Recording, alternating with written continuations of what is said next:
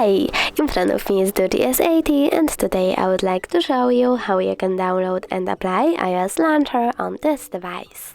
Start by accessing Play Store and tapping on the search bar.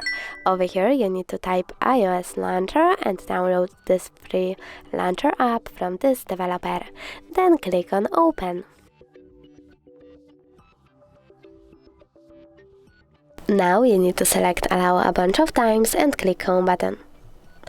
Then go into Settings, scroll down, choose Apps and Notifications, scroll down again, click on Advanced and choose Default Apps.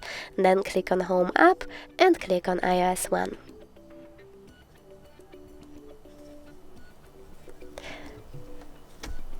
Then choose Got It and OK. As you can see, iOS Launcher was applied successfully.